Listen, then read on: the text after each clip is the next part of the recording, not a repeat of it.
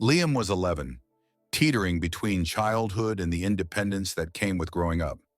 He lived in a small apartment in the heart of the city with his mother, Sarah. It had been just the two of them for as long as he could remember. His mother worked long shifts as a nurse at the local hospital, always ensuring there was food on the table and a roof over their heads. Sarah was the type of mother who believed in teaching responsibility, especially since their life wasn't always easy. She had seen how hard things could get, and she wanted Liam to be prepared, not just academically, but in life. So when she handed him a bus card one morning, the gesture was much more than it seemed. "You're old enough now, Liam. I think you can handle getting to school on your own," Sarah said, her voice gentle but filled with certainty. She had been preparing him for this moment for months, going over the bus routes, the times, and what to do if he missed his stop. Liam had always been an attentive kid, curious and careful, and today he could feel his mother was trusting him to take a step toward growing up. He looked up at her, his dark eyes wide with a mix of excitement and nerves. "Are you sure, Mom? What if I get lost?" "You won't," she reassured him. "And if something goes wrong, just call me. But I believe in you. You're ready." She tousled his hair, smiling at how fast he was growing up. She was proud of him. He was thoughtful, kind, and smart. She knew he could handle it. Liam took a deep breath and nodded. Today wasn't just about getting on a bus. It was a milestone, a test of his ability to navigate the world on his own, without his mom's guiding hand. The city was big, loud, and fast-paced, but it had always been home. Today, though, it felt different. It felt like it was waiting for him, expecting something. He packed his lunch into his bag, double-checked to make sure he had his bus card, and slung his bag over his shoulder. His mom walked him to the bus stop, just as she had done every morning, but this time, she didn't board the bus with him. "I'll see you when you get home," she said, giving him a kiss on the forehead. "Be brave, okay?" Liam nodded, feeling his heart thump loudly in his chest as the bus pulled up. The doors opened with a soft hiss, and with one last glance at his mom, he stepped aboard. The bus was full of people, some reading newspapers, others scrolling on their phones, and a few looking out the window, lost in their own thoughts. He found an empty seat near the middle, pressed the button to mark his stop, and held on tightly to his backpack. The city buzzed past outside the windows, a blur of gray buildings, neon signs, and the occasional patch of green. Liam focused on the instructions his mom had given him, counting stops in his head, determined not to miss his own. But soon his attention was drawn to something happening a few seats away. An elderly woman, probably in her late 70s or early 80s, was seated near the front. She wore a simple coat, her gray hair tucked under a knitted cap. She had bags of groceries at her feet, and it was clear that getting on the bus had taken some effort for her. Suddenly, a man standing near her, impatient and clearly annoyed, began to mutter under his breath.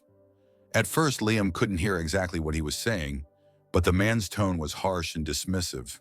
"You're taking up too much space," the man growled, nudging one of the woman's bags with his foot. "People need to sit, you know." Liam watched as the elderly woman, Rosa, looked up at him, her face showing both confusion and discomfort.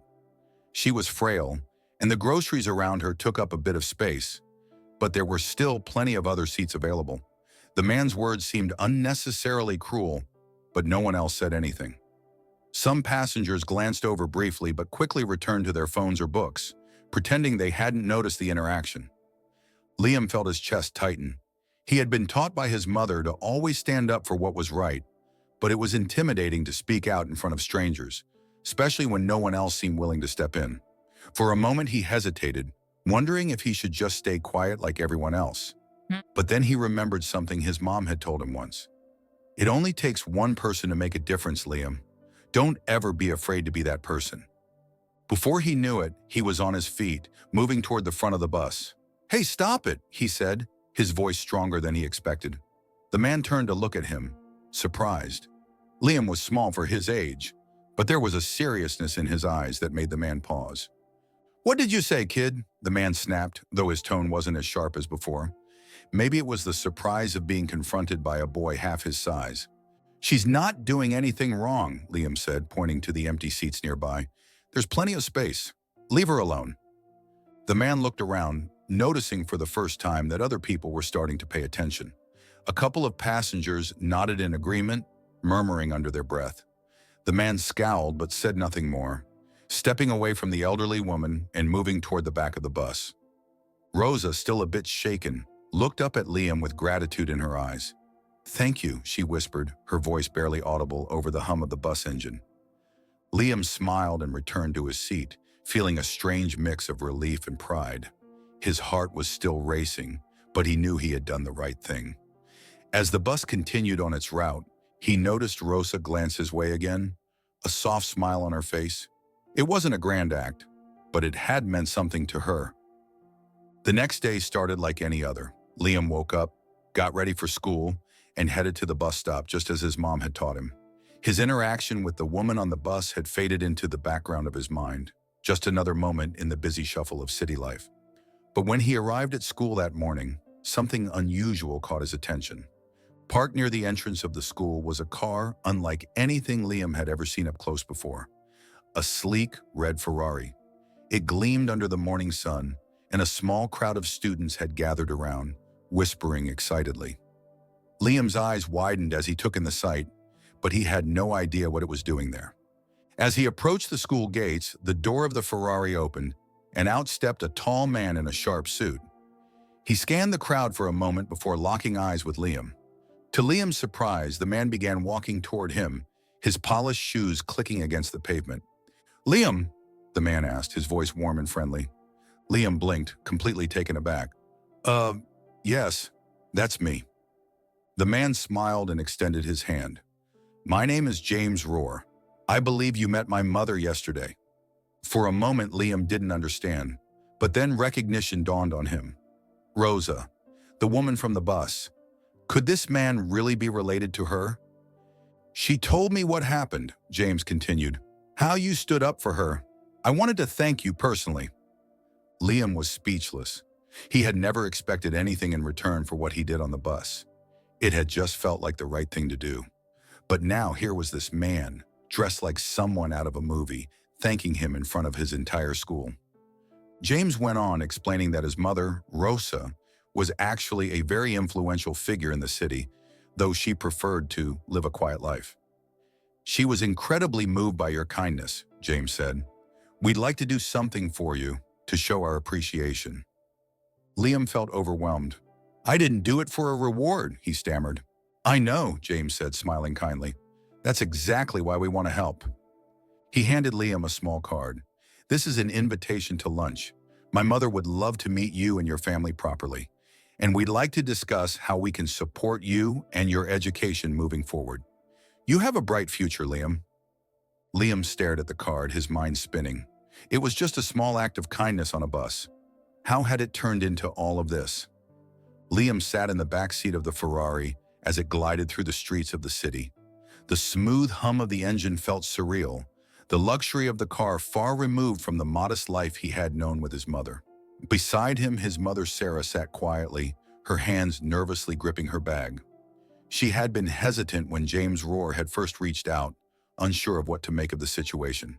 They had been living a simple life, one grounded in hard work and modest means. And the sudden involvement of a wealthy stranger made her cautious. But after talking to Liam, seeing the sincerity in James's invitation, and knowing how kind her son had been to Rosa, Sarah had agreed to the lunch. Still, as they approached the towering building where Rosa and James lived, an uneasiness settled in her stomach. She wanted to protect Liam from disappointment, from being swept up in something too good to be true.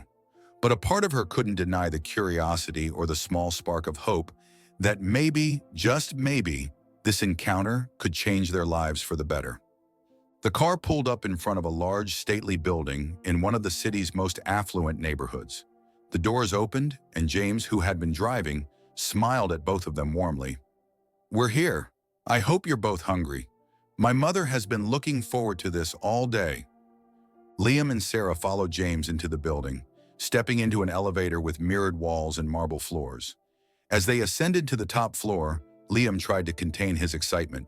His mind kept wandering back to the bus, to the moment when he had stood up for Rosa, and how that one decision had brought them to this moment. It all felt like a dream, a strange twist of fate that seemed impossible. The elevator doors slid open with a soft chime, and they were greeted by a wide hallway filled with art and polished wood. James led them down the hall to a large set of double doors, which opened into an expansive apartment with floor-to-ceiling windows offering breathtaking views of the city. Liam's breath caught in his throat. He had never seen anything like this before. The apartment was spacious and elegantly decorated, but it wasn't just the wealth that struck him. It was the warmth of the space, the way it felt lived in, not like the cold, empty homes he had imagined rich people lived in. Rosa stood near the windows, gazing out at the skyline. When she turned to see them, her face lit up with a gentle smile.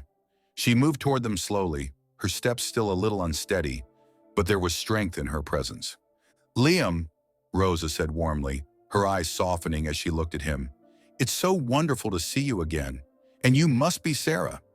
Sarah nodded, still trying to take everything in. "Yes, thank you for inviting us," she said, her voice polite but guarded. Rosa waved her hand dismissively. "Oh, please. It is I who should be thanking you. Both of you. Your son showed me a kindness that I will never forget. I've been through many things in my life, but what Liam did restored my faith in people." They moved into the dining room, where a beautiful table had been set with fine china and silverware.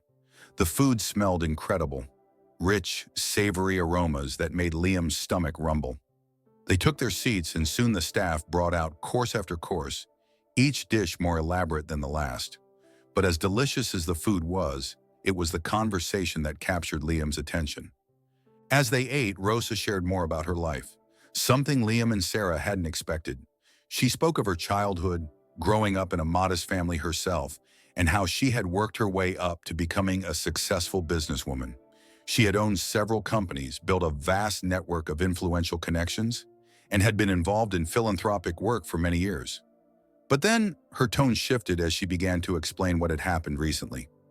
"A few months ago," Rosa began quietly, "I was the target of a kidnapping attempt." The words hung in the air like a heavy weight. Liam's eyes widened, and he glanced at his mother, whose face had gone pale. Rosa continued, her voice calm but filled with an underlying pain. "It wasn't random. They knew who I was, knew I had resources, but it wasn't about money. It was personal. Someone wanted to hurt me, to make me vulnerable. They wanted to take away my sense of safety." Liam listened, captivated and horrified. He hadn't imagined that the frail woman he had seen on the bus had gone through something so terrifying. Rosa's story was something out of a movie, but she told it with the gravity of someone who had lived through a nightmare. "I was lucky," Rosa continued. "The authorities were able to stop them before they succeeded, but the experience changed me. I had always been someone who valued my independence, my strength. But after that, I felt small. I didn't want to leave my home. I didn't trust anyone." Her voice softened as she looked at Liam. "And then I had that moment on the bus. It might seem like a small thing to you, but when you stood up for me, it was the first time in months that I felt seen. Not as a victim, but as a person. It reminded me that there are still good people in the world, people who are willing to stand up for what's right, even when no one else will." Liam shifted uncomfortably in his seat, unsure of how to respond. He had never thought of his actions as anything extraordinary. To him, it was just the right thing to do. But hearing Rosa's story, he realized how much it had meant to her, how much weight that moment carried. "I'm sorry you had to go through that," Liam said quietly, his voice sincere. Rosa smiled at him, a soft, sad smile. "Thank you, Liam. I'm healing, slowly. But your kindness gave me something I had lost. Hope." There was a brief silence as they absorbed her words, the weight of the story settling in. Then James spoke up, his voice gentle but firm. "We want to help you, Liam," James said, looking from Liam to Sarah. "We don't just want to repay you for what you did for my mother. We see potential in you. My mother has always been a great judge of character, and she believes in you. We want to support your education, to make sure you have every opportunity to succeed." Sarah's brow furrowed, and Liam could sense her hesitation. She had always been independent, fiercely protective of their modest lifestyle. Accepting help from others, especially strangers, was not something she took lightly. "That's incredibly generous," Sarah said carefully, her eyes locking with James's. But we don't want charity. We've worked hard to get where we are, and I don't want Liam to feel like he owes anyone anything. James nodded, understanding her concern. I completely respect that. And believe me, this isn't charity. This is an investment in someone we believe has a bright future ahead of him. We're not asking for anything in return. We simply want to give Liam the opportunities he deserves. Rosa reached across the table, her hand resting on Sarah's. As a mother, I understand how difficult it can be to accept help, but I see so much of my younger self in you. I know what it's like to work hard, to sacrifice everything for your child. You've done an incredible job raising Liam, and now we just want to make sure he has everything he needs to reach his full potential. Sarah looked down at Rosa's hand, her eyes softening. For the first time since they had arrived, her defenses seemed to lower, if only slightly. She glanced at Liam, who was watching her closely, waiting for her to decide. He could tell that his mother was conflicted. She was proud, and she had every right to be. But this was an opportunity unlike anything they had ever imagined. After a long pause, Sarah finally spoke. I appreciate your offer, she said slowly, carefully choosing her words. But I need time to think about it. I need to make sure this is the right decision for Liam. Rosa nodded, her expression understanding. Of course, take all the time you need. We're not going anywhere.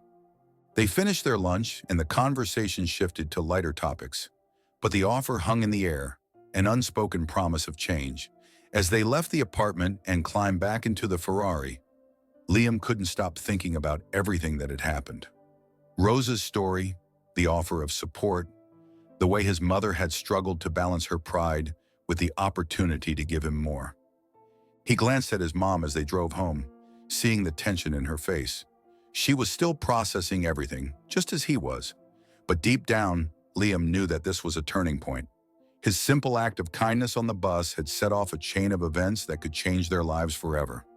And as the city blurred past the windows of the car, Liam couldn't shake the feeling that this was only the beginning. As the days passed after that fateful lunch with Rosa and James Roar, life for Liam and his mother slowly began to change. It wasn't immediate or dramatic, but the subtle shifts in their world were undeniable. Rosa didn't push them for an answer, allowing Sarah the time and space she needed to think.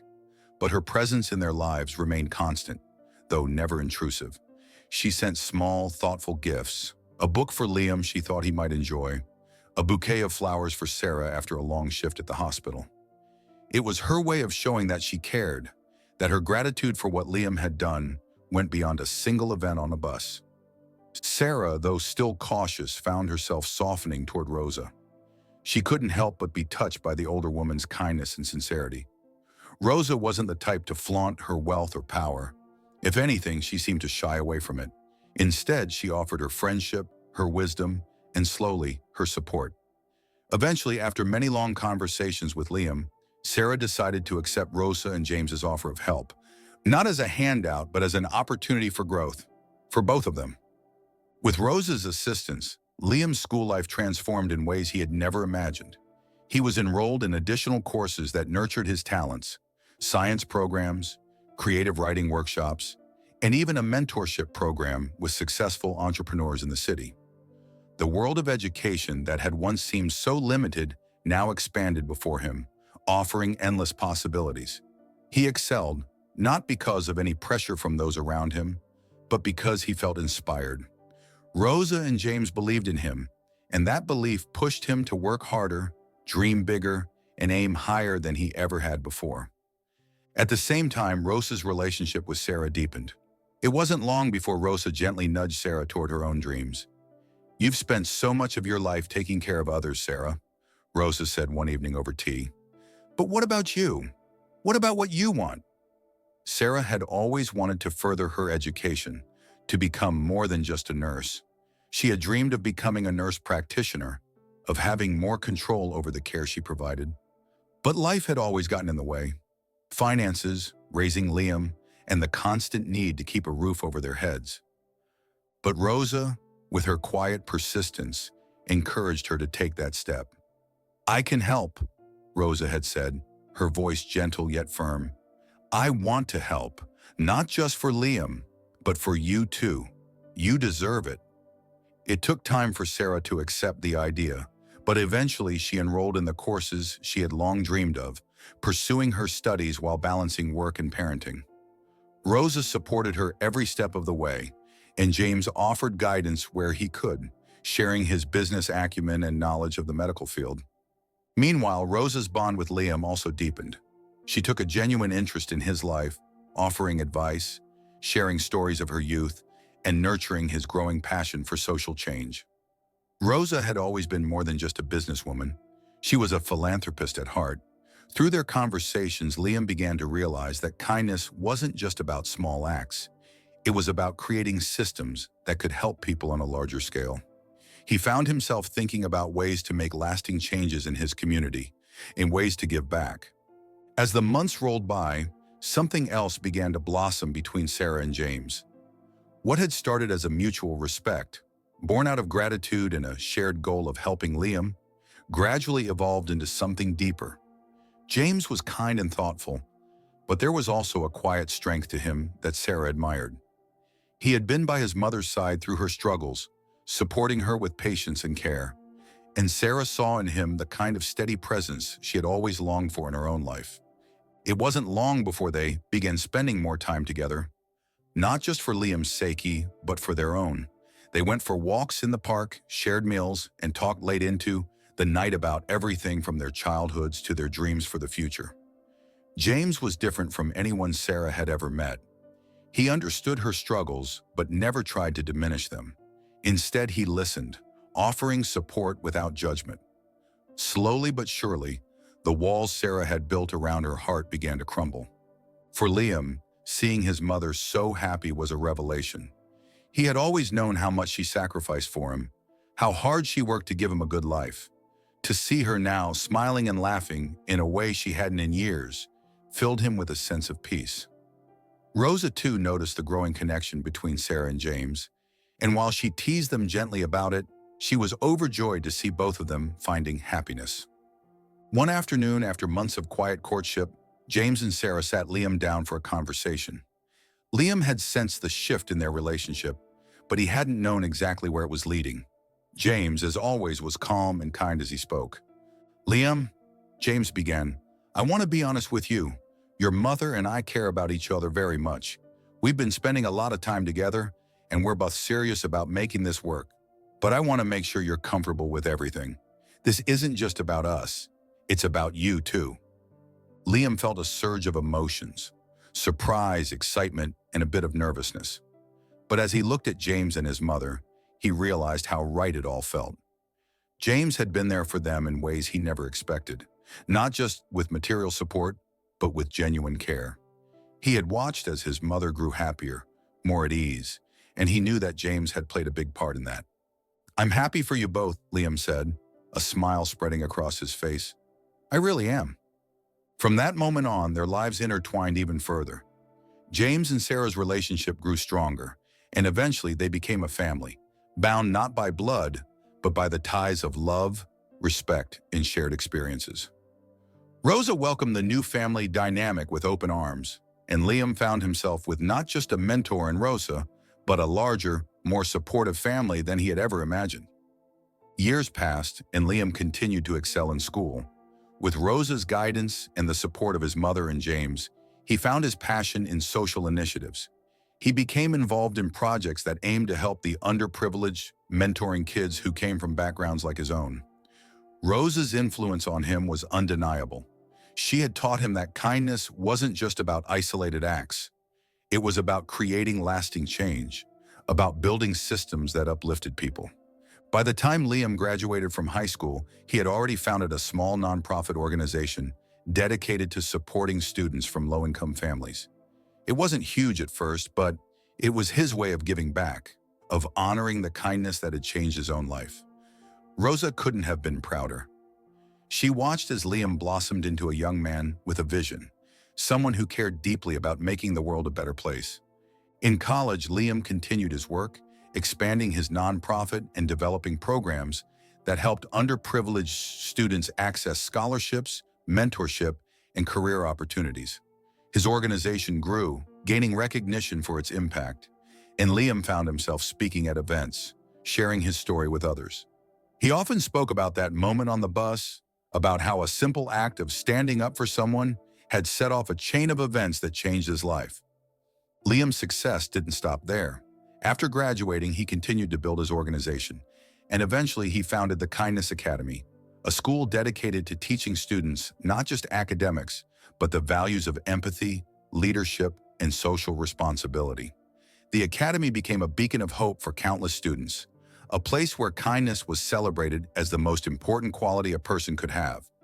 Rosa was there every step of the way, watching as Liam's dreams became a reality. Her health had begun to decline, but her spirit remained as strong as ever.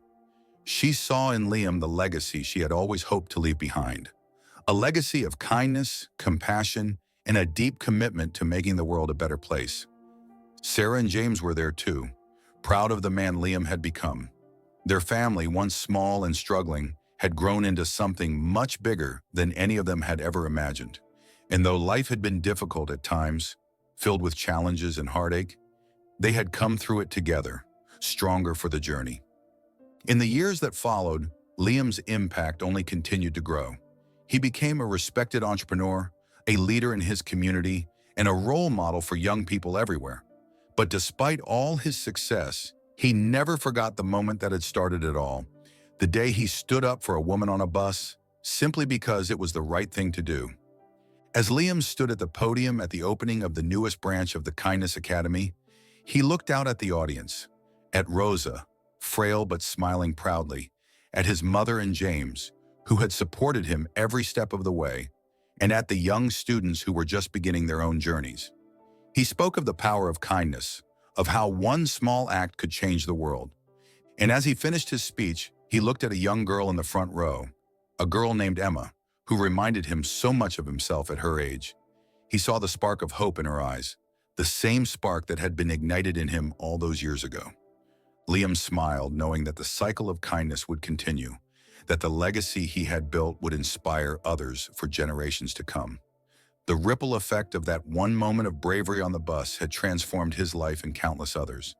And in that moment, standing at the podium, surrounded by those he loved, Liam knew that kindness, above all else, was the greatest gift one could give to the world.